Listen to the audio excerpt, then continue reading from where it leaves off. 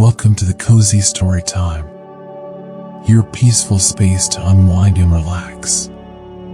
Before we start, make sure to subscribe and like the video for more cozy stories every night. So, where are you watching it from? And what are you doing right now? I hope you enjoyed this story. Tonight, let the soft shadows of Hogwarts cradle you into stillness. The castle is quiet now. The fireplaces hum low, staircases sleep in their spiral stillness, and the air is filled with a gentle hush, as if the very walls are holding their breath. This is not just a story. It is a whisper of forgotten spells, of footsteps beneath ancient halls, and of a silence older than magic itself. Breathe in deeply. And as you exhale, imagine yourself wrapped in a warm cloak, walking slowly through the candlelit corridors of a place where wonder lives. Now, close your eyes if you like, and let your imagination guide you. Tonight's story is titled, The Battle in the Forbidden Forest. A tale not of war, but of memory, of mystery, and of finding light in the quietest corners of the world. Are you ready? Let's begin. The air was crisp and sweet as twilight settled over the grounds of Hogwarts. It wasn't the usual kind of sweetness, no, not the sugary waft of Honeydukes fudge or the rich butterbeer scent from the Three Broomsticks. This was older, more ancient. It was the scent of pine resin warmed by the last embers of sunlight, the damp hush of moss growing on the northern side of a tree, and something subtler, like a memory of rain that hadn't yet fallen. You stood at the edge of the forbidden forest, your fingers brushing against the rough bark of an elder tree. Behind you, the castle loomed golden in the distance, glowing with flickering torchlight and the soft hum of students preparing for bedtime. But the forest, dark, tall, and breathing, stood before you, and it was not asleep. You hadn't meant to come here. Or maybe, deep down, you always had. The parchment that had appeared under your pillow bore no signature, no seal. Just a single line of ink in spidery script. The truth is deeper than what daylight allows. Begin where the sun ends. You had found it just before supper, and something in your chest, a faint pull, like a string tied to your ribs, had tugged you here, to the boundary where light met shadow. Even in your robes, the chill was beginning to creep into your sleeves. A raven passed silently overhead, a silhouette against the violet sky. The last rays of sunlight were sinking fast, leaving trails of lavender and copper that melted into the dense green-black of the trees. Somewhere deeper in the woods, a branch cracked, not loudly, but clearly. You took a breath, slow and deliberate. The kind of breath that reached the bottom of your lungs, filling every hollow space with cold resolve. Then you stepped forward. The forest didn't welcome you, but it didn't stop you either. That, in itself, felt more unnerving. Leaves whispered beneath your boots, dry and curled. Ferns brushed at your legs. The path, if it could be called that, wound between tangled roots and low-hanging boughs that seemed to shift subtly, forming archways as you passed beneath them. The deeper you walked, the thicker the canopy grew, until the light was little more than a memory. Shapes emerged around you, some recognizable, gnarled trunks, knotted vines, and others more elusive. You caught a glimpse of something low to the ground, with luminous eyes, before it vanished with a soft rustle. The forest was alive, not just in the way all forests are, but in a way that suggested consciousness, watchfulness, an intelligence that had always been there, waiting. Your hand instinctively found your wand. You didn't raise it yet, no need to alert whatever else might be listening. The forest carried sound strangely. Your breathing was loud, too loud, while the rustling of wings above seemed muffled, like whispers through wool. There was no clear destination. Only that pull. The sense that something was calling, not with words, but with presence. It felt like walking into a memory you couldn't place, a dream you might have had long ago.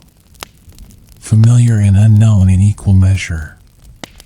You paused near a hollowed log that glowed faintly with bioluminescent fungus. The air around it smelled faintly of cedarwood and smoke, and just beneath that, something sweeter. Honeysuckle, maybe. Or the faint perfume of an old potion cupboard. The glow lit the soft mist curling around your boots, the kind that dances just above the earth without ever rising. As you leaned closer, something moved. Not behind the log. Beneath it. A gentle thump, then another. As if something breathing slowly had stirred. You stepped back, heartbeat quickening, but still not afraid. Not exactly. The presence didn't feel malevolent, just old. Like a creature that had lived so long it had forgotten it was alive. Or perhaps didn't care. And then, silence again. The forest had a rhythm, and it was starting to seep into your bones. You walked slower now, not just to be cautious, but because it felt wrong to rush. Like sprinting through someone's memories. Even the air resisted sudden movement, curling thick and sleepy around your limbs. A rustle above made you look up. A line of thestrals glided silently between the trees, their wings barely disturbing the air. You could see them, something you still hadn't gotten used to since that day in third year, but they paid you no mind. Their skeletal forms were elegant in a haunting way, their translucent skin catching stray hints of moonlight. One of them paused mid-flight and turned its head toward you. Its milky eyes didn't blink, didn't shine. But you felt acknowledged. Seen. When it moved on, the forest seemed to sigh. You began to wonder if the letter had even been meant for you. Was this a mistake? A test? Or simply a coincidence dressed as fate? A soft sound caught your attention, water. Not rushing, but trickling, like a hidden stream caressing stone. You followed it, brushing aside brambles that snagged at your robes like fingers. They didn't scratch, they felt more like curious touches than hostile grabs. Still, your nerves were humming, awareness heightened. The stream appeared in a clearing you didn't realize you were approaching.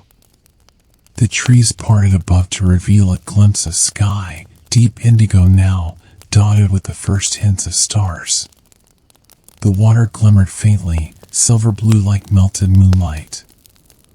You knelt beside it, watching the surface ripple with every drop that joined it. On a whim, you dipped your fingers in. The water was icy and strangely soothing, like it carried old magic. Magic that didn't rush to serve you, but allowed you to borrow its comfort for a moment. You stayed there, listening. To the water. To the wind. To the ancient hush that the forest wore like a robe. And then, something changed.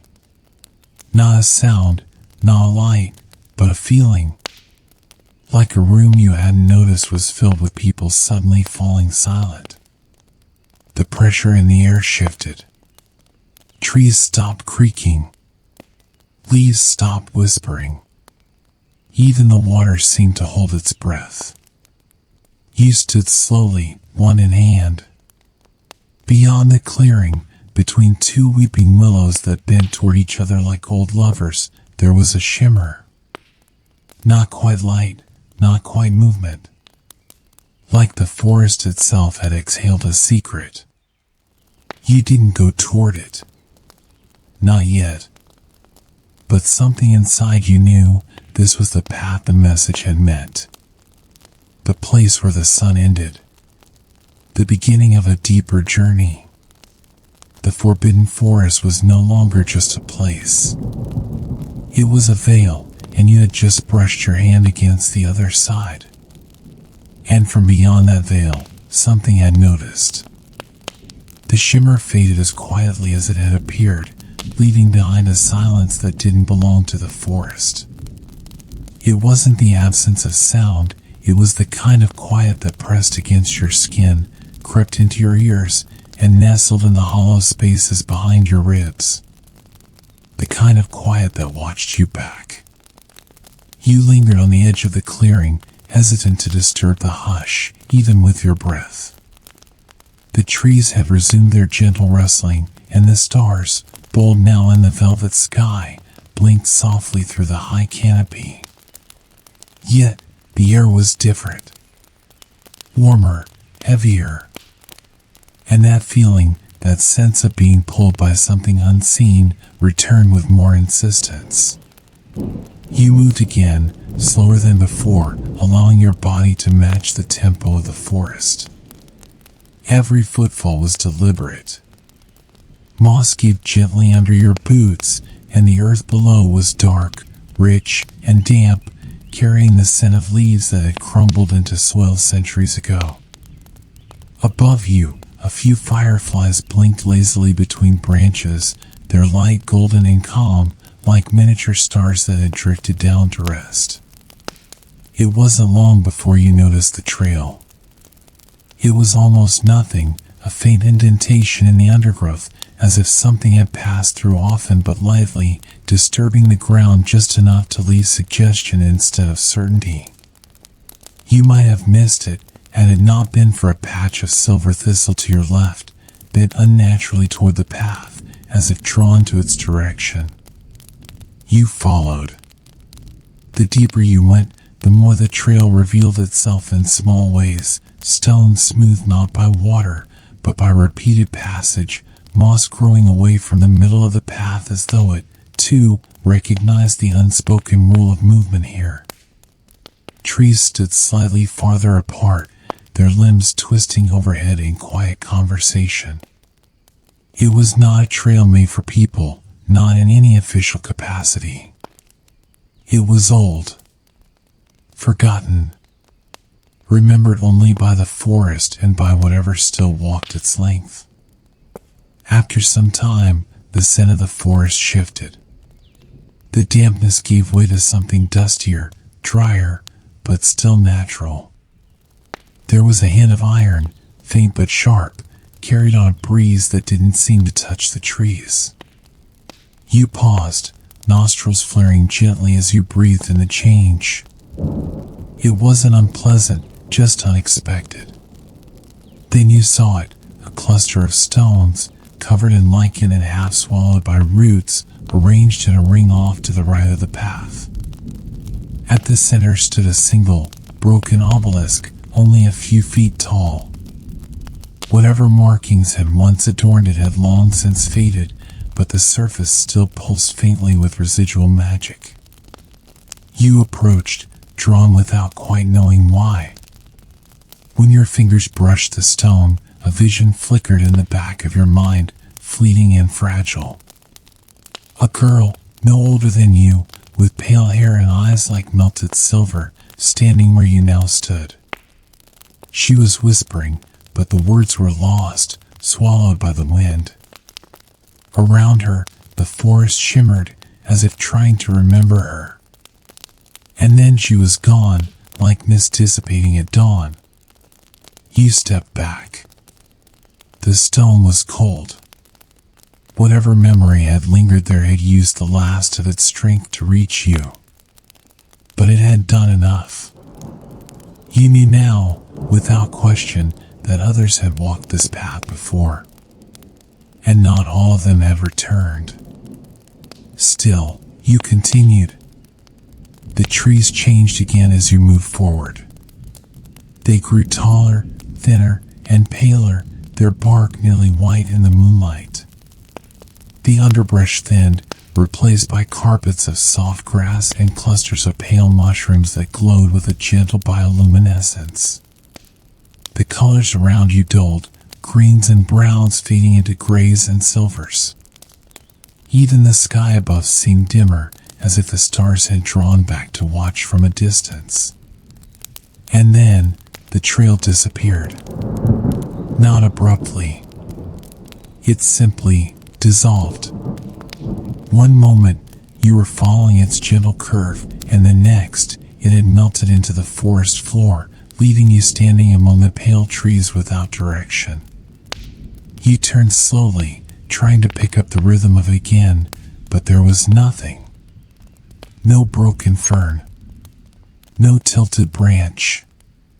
Just silence, trees, and the sound of your own breath.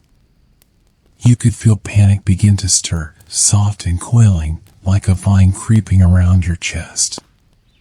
Then, from the corner of your eye, movement. You turned sharply, wand raised. Nothing. But the moment you turned back, a figure stood in front of you. You didn't scream. Not because you weren't scared, but because the moment held you too tightly for noise. The figure was familiar. A lean silhouette with long limbs and a posture that spoke of old disdain for attention. Liz. He looked exactly as he had that afternoon in the library, expression unreadable, eyes hooded beneath dark lashes. His robes barely rustled as he stepped forward, lips curving just slightly in that way that always made it impossible to tell if he was amused or annoyed. "You shouldn't have come alone," he said quietly. His voice didn't startle you. It grounded you, pulled your spiraling thoughts back into shape. But the question surged, unspoken. "How did you find me?" "I saw the letter," he answered, before you could ask aloud. It was never meant for just you. There was something off about the way he said it. Not unkind. Just guarded. As if there was a layer of truth beneath his words that he wasn't ready to unwrap.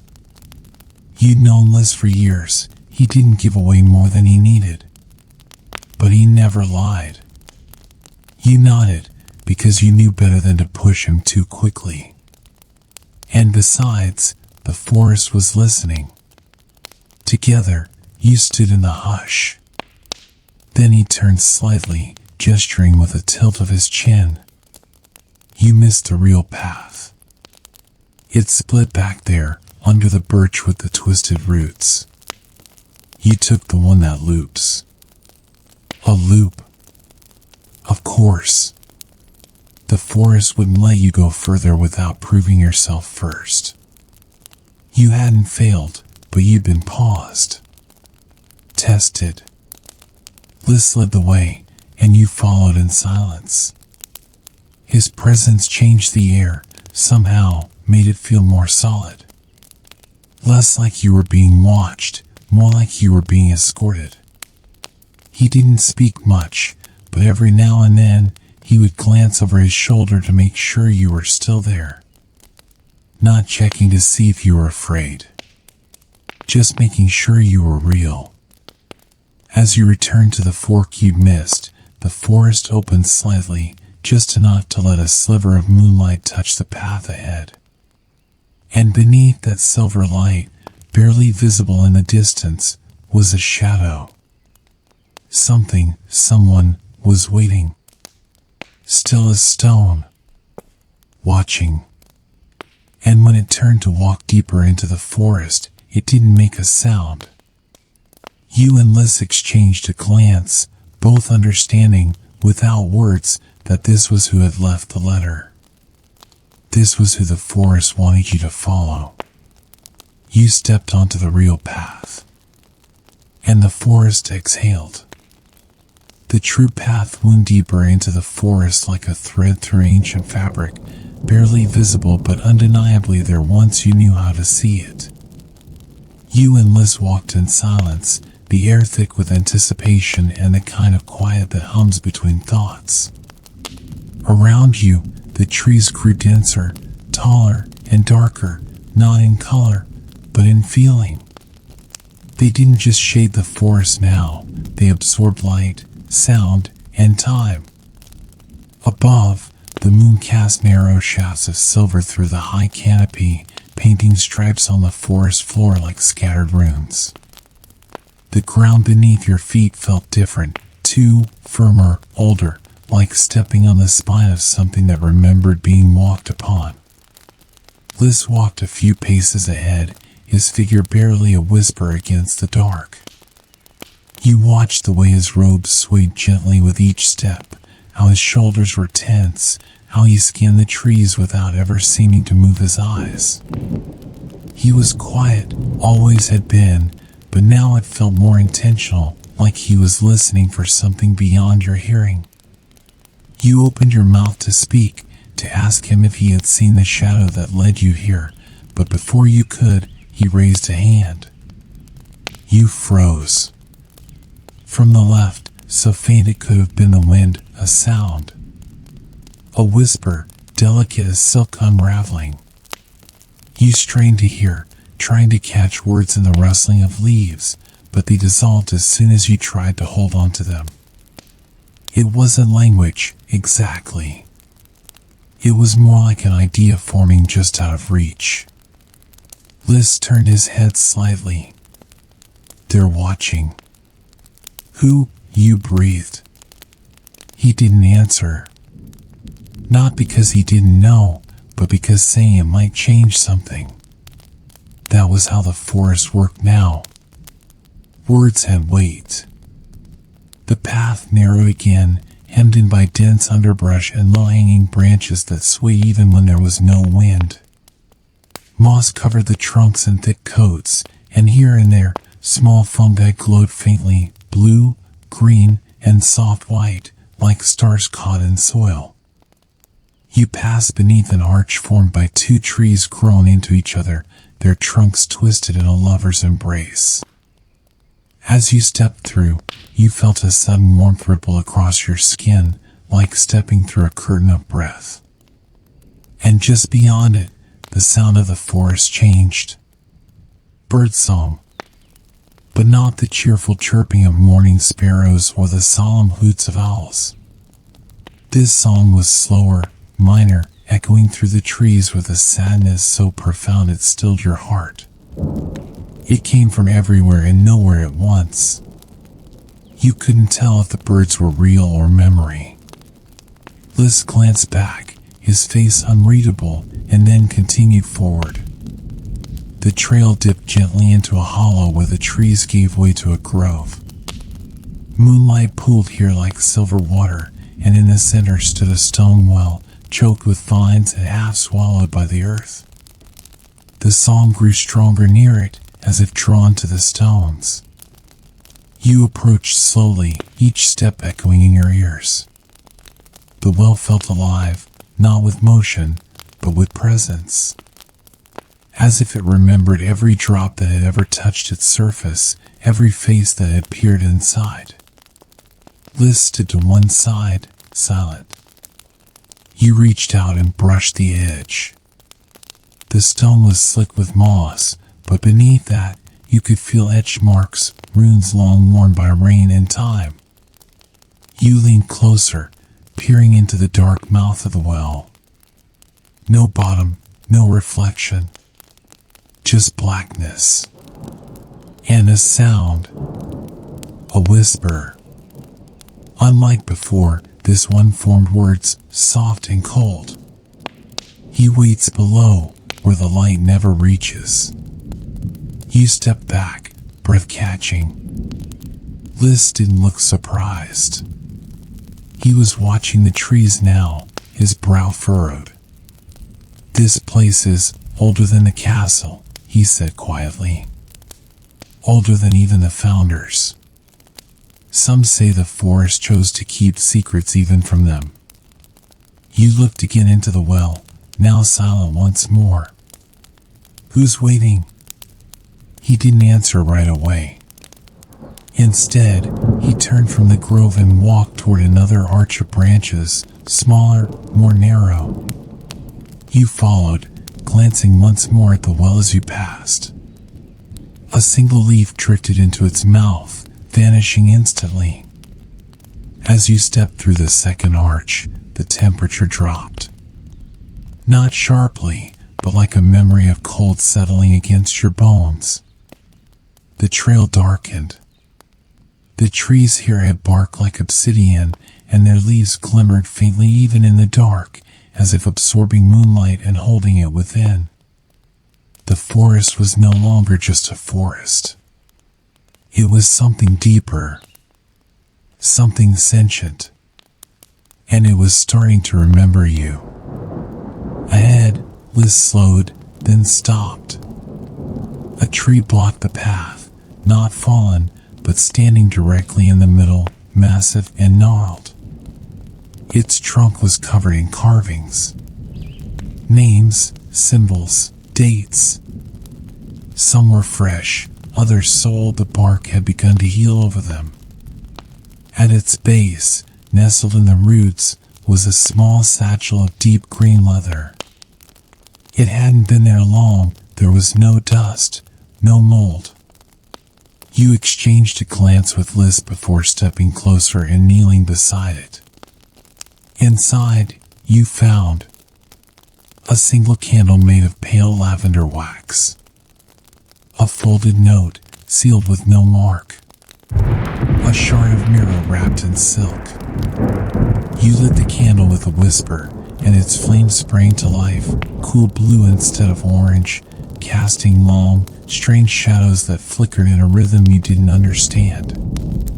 The note was written in the same spidery hand as the first message. He was buried with a root stream, but he woke with hunger. Do not follow the path straight. Follow the sound of silence. You looked at Liz. He said nothing, but his jaw was tight. The mirror shard reflected nothing, not even the trees. Just darkness. You held it up, trying to catch the candlelight, but it remained void. Then, for a moment, a face flashed in it, not yours. Not Liz's. Pale skin, black eyes, and a smile that wasn't a smile. You dropped the shard. It hit the moss silently, the silk muffling the sound. For a long time, neither of you spoke. Then, from far ahead, deep in the darkness, the sound of nothing. Not quiet. Not stillness. Nothing. It was louder than sound. A vacuum of sensation. You and Liz turned toward it together. This was where the path truly began. Where the forest ended and something older began. And behind you, the tree with the names closed its bark over the satchel's former resting place, as if it had never been open at all. The silence was not like anything you had ever heard. It was vast, not in the way that space is vast, but in the way a sealed tomb is vast, tightly contained, endlessly still, and impossibly loud in its quietness. As you and Liz stepped off the path and into the hush that emanated like a pulse through the trees, the forest seemed to hold its breath. Even your footsteps were stolen from you, absorbed into the moss-laced floor. Every snap of twig, every rustle of fabric, dissolved instantly. You could no longer hear the whisper of your own breath in your ears. It was as if your presence was being erased. Liz said nothing. You glanced sideways at him, and his expression was unreadable, but you noticed the way his fingers tightened slightly around his wand. The flicker of tension in his shoulders, barely perceptible. The weight of his silence, usually comforting, now felt like an anchor. The path ahead, if it could still be called a path, was marked only by the faintest dips in the ground and the occasional pale flower blooming with ghostly light. The trees here were like columns in a forgotten temple, vast and ancient, their trunks wide enough to hide entire staircases. Their bark was smoother now, dark gray with the sheen of weathered stone, and their branches stretched upward like arms held in prayer. And through them all ran that terrible, unbroken stillness. But there was something else. Movement. Subtle at first. A glimmer in the corner of your eye. The flick of a branch with no wind to move it. The faintest ripple across the pool of moonlight spilled on a bed of leaves. Shapes moved in the periphery, shadows that didn't quite belong to the trees. They kept their distance, never closer than the edge of your vision, but you felt them, as one feels the first drops of rain in the bones before the sky gives into storm. You reached out instinctively to touch Liz's sleeve, grounding yourself. He didn't flinch or speak, but he slowed, letting you walk beside him instead of behind. The way his eyes tracked the shifting shapes told you he saw them too. Then, without warning, a tree ahead groaned.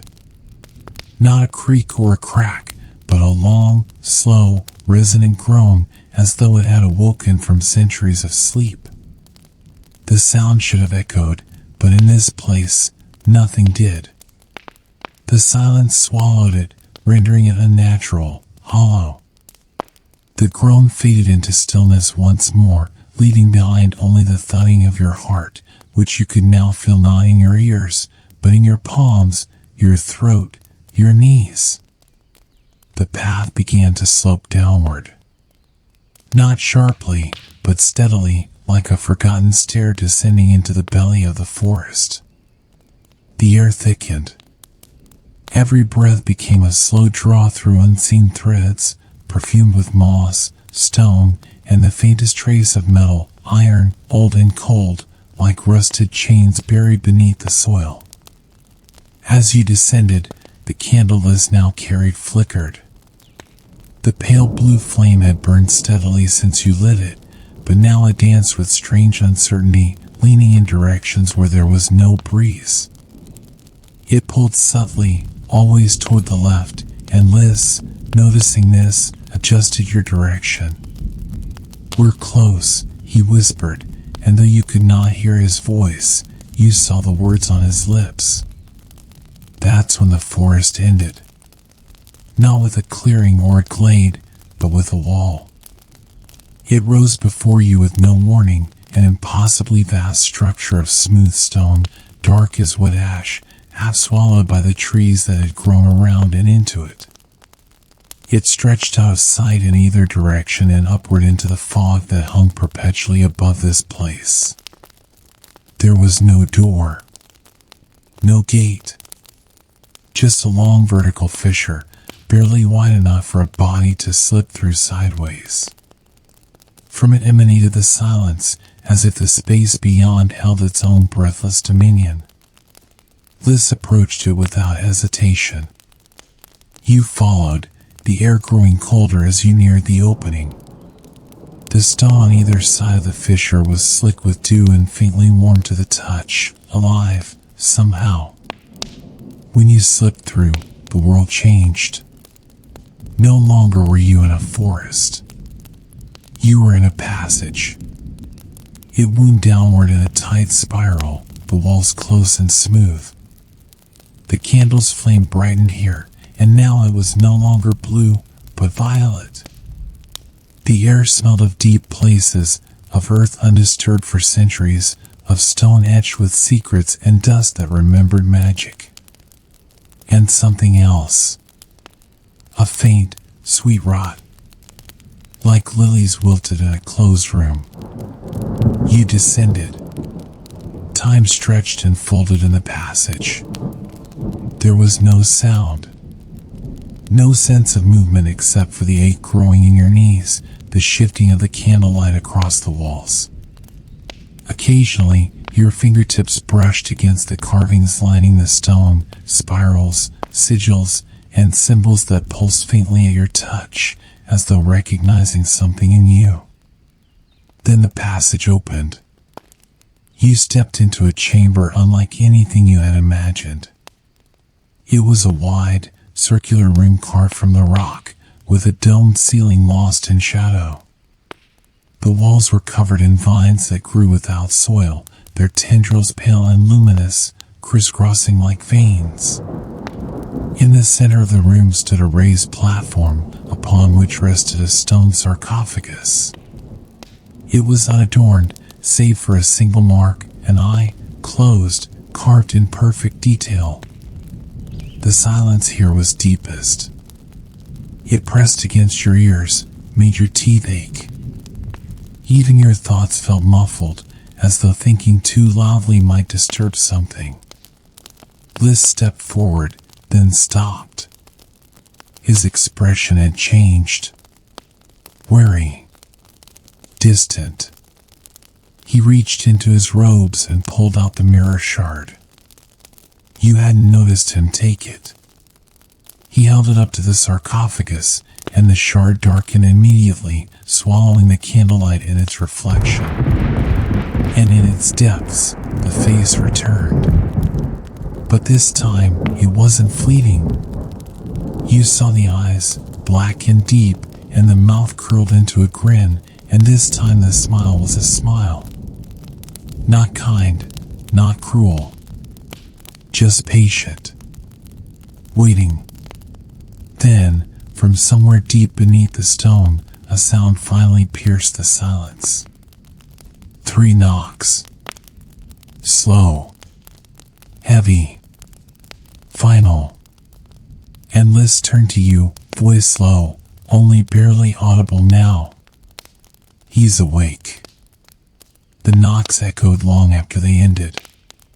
Not in sound, for the silence still ruled this place absolutely, but in your bones, in the way your chest seemed to tighten, as if the rhythm had inscribed itself into your heartbeat. Each knock had felt final, like the drawing of a curtain or the closing of a tomb. Liz stood unmoving, his back to you, the mirror shard still raised before him. The faint light of the candle now flickered erratically in your hand, casting dancing shadows across the vine-laced chamber walls. It felt like even the flame was uncertain, faltering under the weight of something older than fire. You took a slow step forward. The air grew heavier the closer you moved to the sarcophagus. It was as if the stone itself breathed, not with life, but with memory. The eye carved into its surface remained shut, and yet you felt it watching. As if beneath the lid of the carving, something stirred in tandem with what lay beneath. Liz, you whispered, and your own voice startled you, brittle in this hush. What is this place? He didn't look at you. Didn't blink. The archive, he murmured, as if recalling a line from an old book.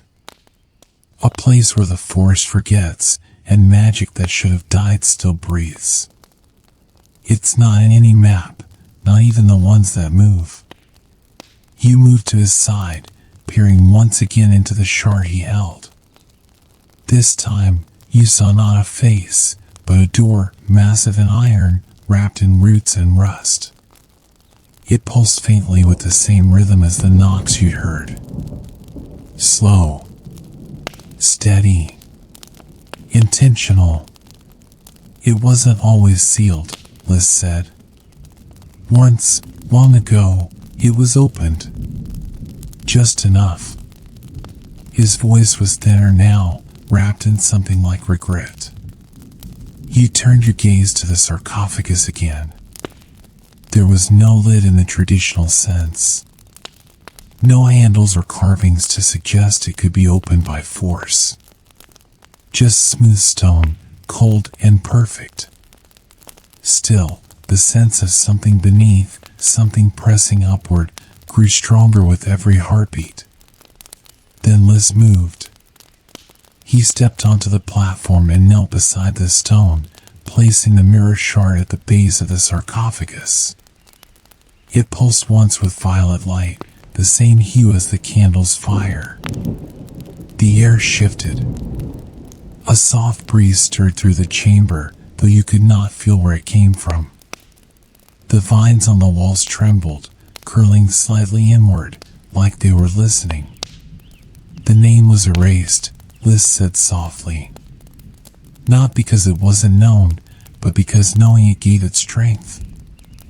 Names are roots, and he had too many. You stared at him. You knew this was here all along. I didn't know, he said, and now he looked at you, and in his eyes was a quiet storm, a sadness too old for his age. I suspected. I followed threads. And when the whispers came, I listened. A sudden creaking made your head snap around. The carving of the eye on the sarcophagus twitched. Not visibly, but you felt it move. Felt the weight of its awareness shift. Then, in the center of the room, the candle sputtered. The violet flame flared upward once, tall, thin, and piercing, and in its brief burst of light, the shadows writhed. Not natural shadows, not tricks of the eye. Shapes. Figures. They clung to the walls, rose from the cracks in the floor, curled around the vines like hungry smoke. All of them watching. All of them waiting. And from below the sarcophagus, yes, beneath the stone itself, there came a breath. Not a sigh, not a gust. A breath. Drawn and slow, dragging, like a sleeper tasting air after centuries beneath the earth. Your legs nearly gave. You took a step back, candle trembling in your hand. The air buzzed now, full of soundless vibrations, as if the silence itself were preparing to speak. He isn't just waking, Liz said, standing now. He's remembering. You turned to him, voice sharp with panic. Then we have to stop it. We have to seal it again. Liz looked at you for a long moment. And then he did something you didn't expect. He smiled. Not in cruelty. Not in triumph. But something sad, almost tender. I don't think we can. You couldn't breathe. You knew this would happen. I didn't know, he repeated. But I wondered. And I needed to see. To know for certain. There are things the founders feared so much, they erased them completely. But magic doesn't vanish. It waits. The candle's flame bent low, pulled toward the sarcophagus now, as though gravity itself had shifted. And in the darkness around the room, the shadows began to move, not rush, not leap. Simply drift. Inward. Slow. Steady. Like they were answering a call. You backed away.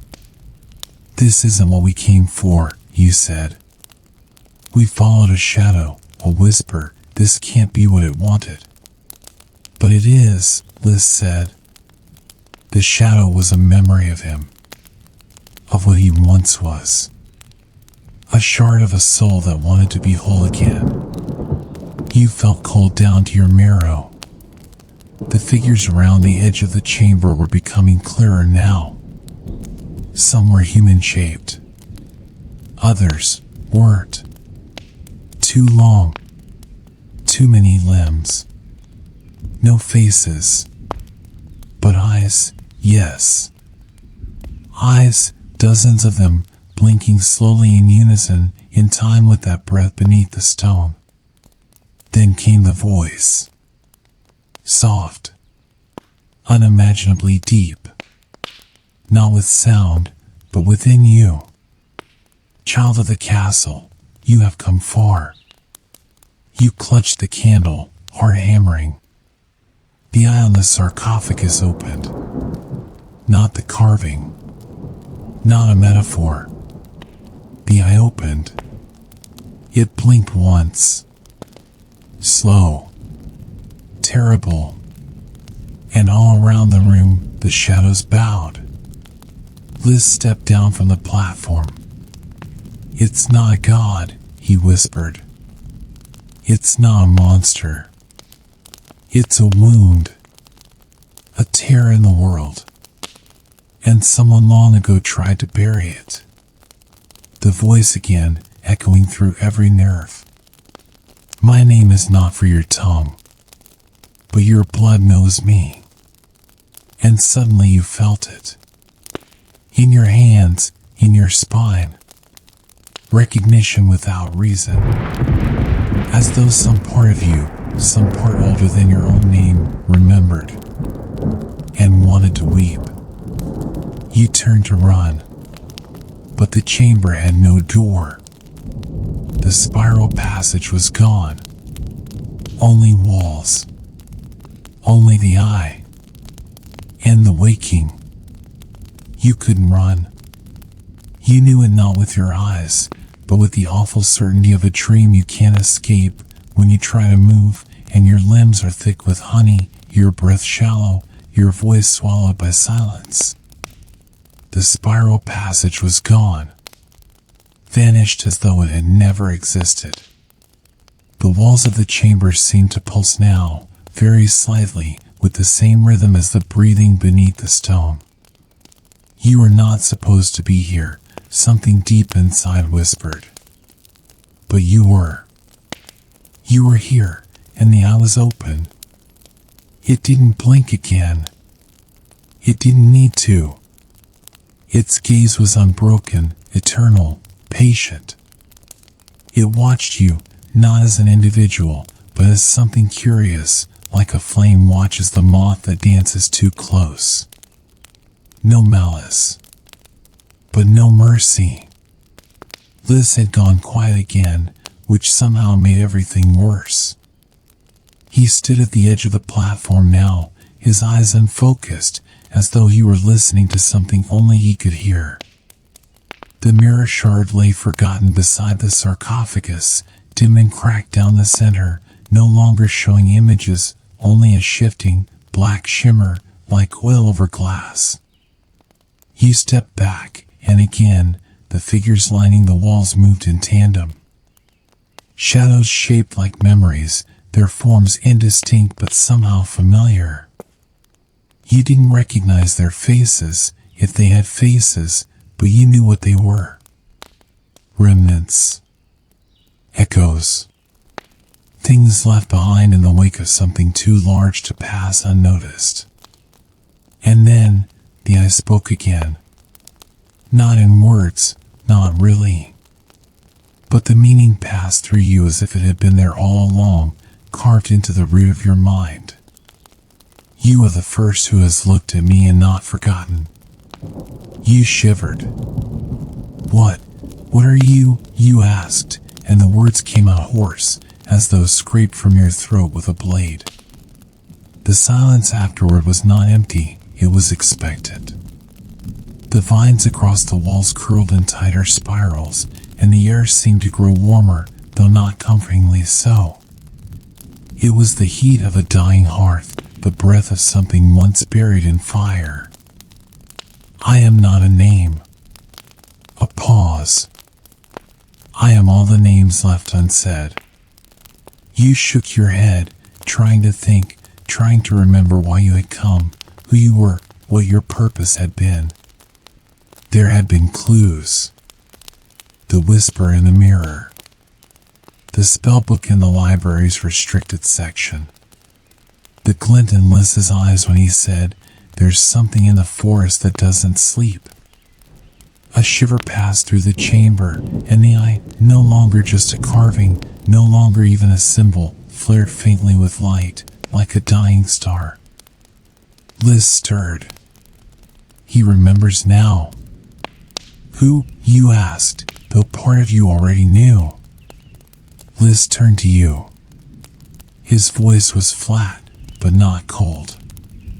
The one they called Helm, the Forgotten Heir, the last of the arcane founders erased from Hogwarts history. Not because he failed, but because he succeeded. You blinked. There were 4 founders. There were 5, Liz said. His words fell like stones into the pool of your certainty. Godric, Helga, Rowena, Salazar, and Helm. But there had never been a 5th. Not in any book. Not in any tapestry. Not in the castle's endless songs and staircases. The magic that held Hogwarts together had many strange facets, but never this. Never silence. Never absence. And yet, somewhere in the back of your mind, there was a flicker. A dream you couldn't place. A name once spoken in sleep and forgotten upon waking. You whispered it without meaning to. Helm. The shadows stirred as if in greeting. The sarcophagus trembled. The name echoed silently in your chest like a chime underwater. And with it came visions, rapid, flickering images not your own. A boy with black eyes and silver robes standing in the snow beside the forbidden forest. A one of pale wood burning with green light. The ceiling of the great hall opening to a storm that screamed. Helm. The 5th. The one who made silence into magic. Liz approached the sarcophagus again. He didn't want power. Not like the others. He wanted stillness. A way to stop the noise of the world. He believed the most dangerous magic wasn't found in destruction, but in forgetting. You could barely hear him. The chamber was humming now. Not in sound, but in sensation. The walls vibrated with something primal, like a heartbeat buried in stone. You took a step forward. Something inside you wanted to reach out, to touch the eye. To remember completely. No, Liz said, grabbing your wrist. His grip was tighter than you'd expected. Desperate. You don't understand what he wants. I have to understand, you said. We woke him. We have to undo it. You think this is something you can undo? His voice cracked, the first time you'd heard true fear in it. You don't unring a bell. You don't close a wound by slicing it open again. You pulled your hand free. Then why bring me here? He looked down. Because he chose you. That froze everything. What? Liz's eyes were full of something you'd never seen in him before, shame. I didn't understand at first. The mirror, the clues, they didn't appear to me. Only to you. He's been reaching, whispering, using the remnants he left in the forest to guide you. I just followed the trail. You turned, horrified, toward the eye. It blinked again. This time, when it opened, the center of it shone gold, and in the gold, you saw your own reflection, not as you were, but as you might be. Eyes pale with ancient light. Hair caught in a wind that did not blow. A one that hummed with silent power. He wants me to finish what he started, you said. Liz nodded. He wants to make silence into memory. And memory into magic. You're not his victim. You're his echo. You didn't speak. The eye watched. And in the stone beneath your feet, something began to stir, softly, but unmistakably. Not a creature. Not a voice. A door. Somewhere in the deep beneath, a way was opening. And whatever waited beyond it was listening. It began with a whisper, not from Liz, not from the eye, not even from the shadows watching on the walls, but from the stone beneath your feet. A soundless whisper, yet you heard it with absolute clarity. Not in your ears, but in your mind, like a memory returning out of place. Ancient syllables, curling at the edges of understanding, full of breath and weight and distance. The stone trembled again, more deliberately now, and through the circle of the chamber you could feel the pattern shift beneath the carved lines. They had not been mere decoration, you realized. They were a map. The curls and spirals, the raised lines, they converged beneath the sarcophagus. And from below that point, the door was waking. Liz remained still, though his face had paled. He no longer looked at the sarcophagus, nor the shadows. He was watching you. Closely. Like a boy watching a candle flicker too near to parchment. He wants you to go through, he said quietly. He's been waiting. All this time, for someone who would listen. Who wouldn't forget. The golden center of the eye was still open, still glowing softly, and within it your reflection shimmered. But as you stared deeper, it shifted again. This time, it showed the forest. The forbidden forest, only changed. It was night, but the moon above it was vast and wrong, gleaming silver with veins of violet lightning. The trees twisted skyward like stone pillars, blackened and bare. And someone, stood at the forest's heart. A robed figure, back turned, face hidden. Their arms were outstretched toward a great crack in the air itself. A reddened space, pulsing with soft, golden light. You couldn't breathe. The image was more than a vision. It was a destination. Liz turned back toward the sarcophagus. The mirror shard beside it had split entirely down the middle now, and its fractured surface leaked a faint mist, like breath in the cold. He opened the first door, Liz murmured. Long before Hogwarts had stone walls or house names. The founders built the castle around it, not to honor him, but to bury what he found. They didn't kill Helm. They sealed him. You swallowed. Why? Liz looked at you then, really looked at you, and in his eyes was the first and last truth you would want to forget. Because he believed there was something beyond magic, he said. Not darkness. Not power. Something quieter. Older. Something that didn't need wands or incantations. It's what he called the fifth silence. The stillness before anything is named. The place where memory begins. The chamber suddenly bloomed with light. Not from above.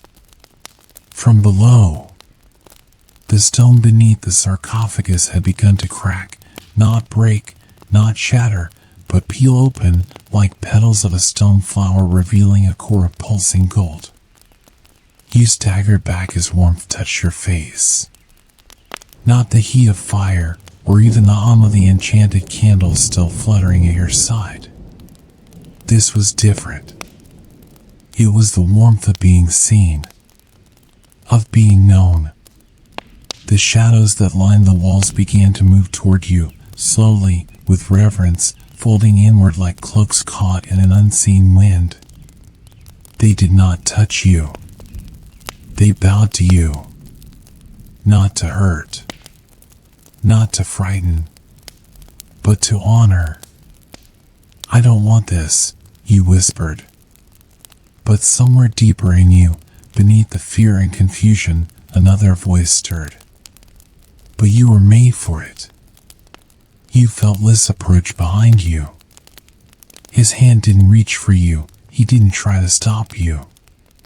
His voice was low, nearly a breath. If you go through that door, you may not come back. I know. You may not want to come back. I know that too. Then why? You turned and met his gaze. Because I can't forget him anymore. He looked away, jaw tight. Then go. Before you do. The center of the platform yawned open, revealing a stair that did not spiral, but descended straight, as if cut into the fabric of the world itself. The light down there was not steady. It shimmered, pulsed, alive and aware, curling like ink in water, gold-threaded with violet. With one last glance at Liz, you stepped onto the first stair. It didn't feel like stone. It felt like memory. Each step downward was slower, softer. There was no sound now, not even breath. Only the beat of your heart and the flicker of the candle at your side, now burning with both violet and gold. The walls of the descent were not solid. They drifted and shifted like pages of a book you couldn't read. Stories half told, dreams half remembered. A child's laughter. A mother's voice. A spell spoken backward. You descended into silence. Not emptiness. Silence. And at the bottom, there was a hall. A vast, starlit corridor that stretched beyond vision, its floor made of polished obsidian that reflected not your face, but every version of you you'd ever been.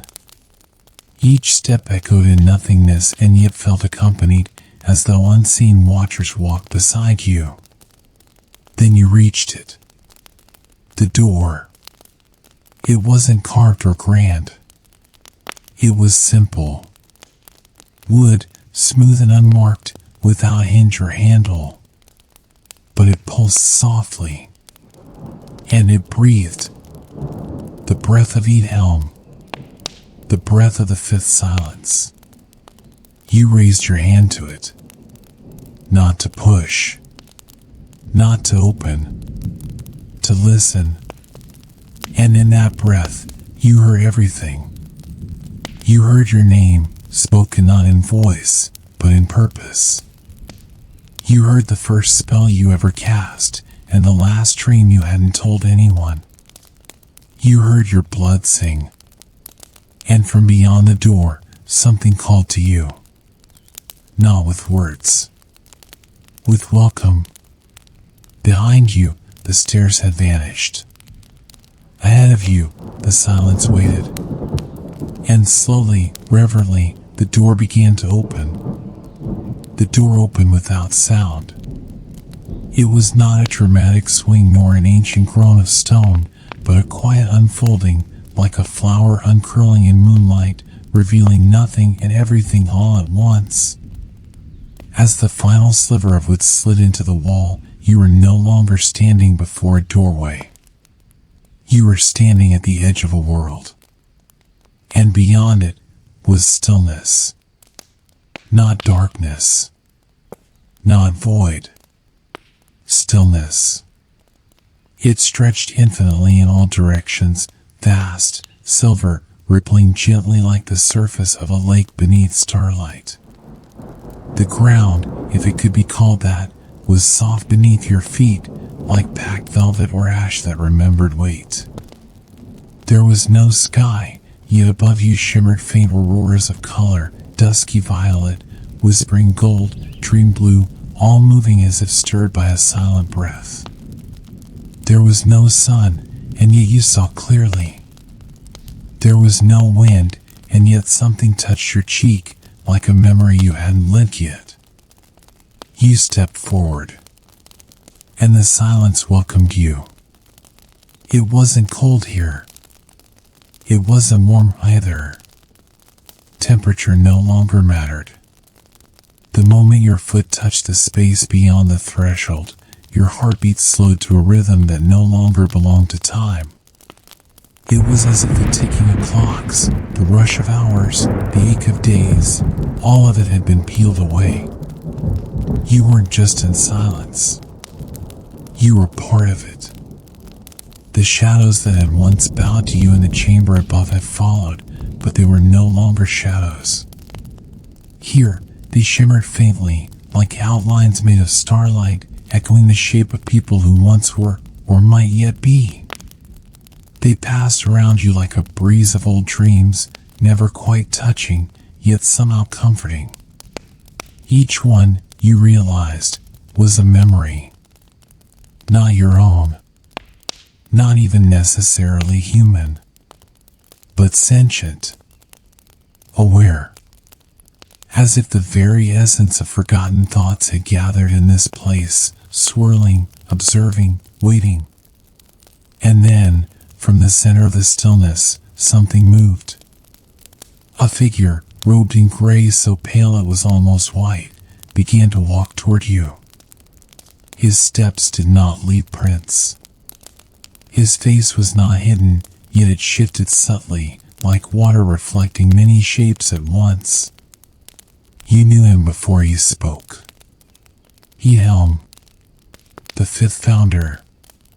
He stopped a short distance from you. Close enough that you could see the gentle folds in his robe, the thread-like lines around his silver eyes. They were eyes that had seen things beyond magic. Beyond the castle. Beyond even life as you understood it. When he spoke, his voice did not break the silence. It simply was. You came. You nodded. You called me. I did, he said softly. But not with words. Your throat tightened. Why me? He studied you for a long moment. Because you could listen. Most walk through life deafened by noise, fear, power, anger, ambition. You listen to the whispers between those things. That is the true magic. That is why Hogwarts is alive. Not because of what is said, but because of what is left unsaid. You swallowed hard. Is this place the source of that magic? A pause. No. It is older. This is not the origin of magic, it is the echo that magic leaves behind. When a spell is cast, when a truth is spoken, when a dream is born, it leaves an imprint. And the world forgets. But this place remembers. He raised a hand, and around him the shimmering echoes paused. They called me dangerous, he continued, his voice more distant now. Not because I sought to destroy, but because I sought to preserve. They feared the weight of too much memory, too much silence. The other founders, good people, but frightened, sealed this door. And me along with it. You took a step closer. Then why bring me here? His gaze deepened. Because something has changed. He turned slowly, and as he did, the shimmer above shifted, colors coalescing into forms. You saw flashes of the outside world, the forbidden forest under moonlight. The castle's towers gleaming against an autumn sky. Students laughing, running, casting spells. But beneath that, cracks. Invisible lines forming in the walls of the world. Magic itself fraying at the edges. Spells misfiring. Creatures stirring from unnatural slumber. The veil between silence and sound thinning. There is a tear, Helm said. Something stirs where silence once rested. A force that feeds not on power, but on absence. And it grows. You shook your head. What do you mean? He looked back at you. The The magic of forgetting, the spell that silenced me, was never stable. It was too large, too deep. The cost of hiding me was to blind the world to part of itself. That cost is coming due. You remembered the dreams, the fragments, the mirror, the forest. Then what am I supposed to do? He stepped forward, and when he reached you, he did not touch you. He simply reached toward you, and from his palm drifted a single thread of light. You must remember, he said. The thread touched your chest, and suddenly, your mind opened. You saw Hogwarts not as it was, but as it had always been. The first stone laid. The fifth seat at the long table. A circle of 5 wands raised to the stars. And in the center, silence. Eidhelm's silence. Not absence, but space. A space for thought. For grief. For reverence. A space that had been forgotten. And you were part of that thread now. I can't hold it alone, you whispered, overwhelmed. You won't, he said. You will return. You will walk among them, and you will speak only when needed. And when you listen, truly listen, they will remember too. But how? His eyes gleamed. Because memory is stronger than any spell. And silence is louder than any song. He stepped back. The shimmering figures around you moved closer, and one by one, they offered their light, tiny, glimmering threads that drifted into your chest, wrapping themselves around the core of who you were. You did not feel heavier. You felt complete.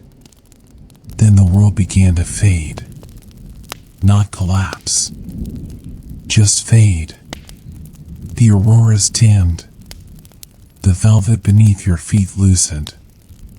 The echoes softened. And when you opened your eyes, you were in the forbidden forest. Dawn was breaking. Liz was there, kneeling in the moss, eyes wide and wet, a book in his hands, and the mirror shard lay before him.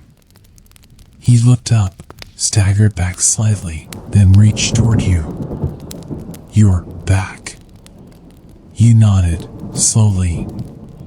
The silence inside you hadn't vanished. It pulsed like a second heartbeat. Calm. Steady. Present. He stepped closer. Did you see him? Yes. And the door? You placed your hand over your heart. It's not a door anymore. It's a memory.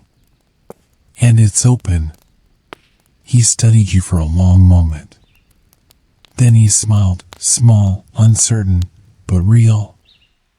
We'll need tea, he said. You laughed quietly. And maybe a new library wing. Together, you walked back toward the castle. The path was quiet, but not empty. Every leaf, every breath, every birdsong, every heartbeat, it all felt connected now, threaded with golden soft light, humming with the memory of a silence that had never truly been lost. Only waiting. And now, it remembered you too. Thank you for joining me tonight in this quiet corner of the world, where shadows speak gently and even silence holds its own kind of magic. You've walked through ancient chambers, listened to forgotten voices, and stood at the edge of something far deeper than dreams. Now, let all that fade into a soft glow within you. Let the trees of the forbidden forest drift into mist, the candlelight of Hogwarts dim behind your eyes, and the gentle hush of night wrap itself around your thoughts like a blanket. You are safe. You are still. And the magic you carry, quiet, curious, and kind will stay with you even as sleep begins to settle. If you enjoyed this journey, don't forget to like the video and subscribe. New cozy stories await you every night. Until next time, dream easy and rest well. Good night.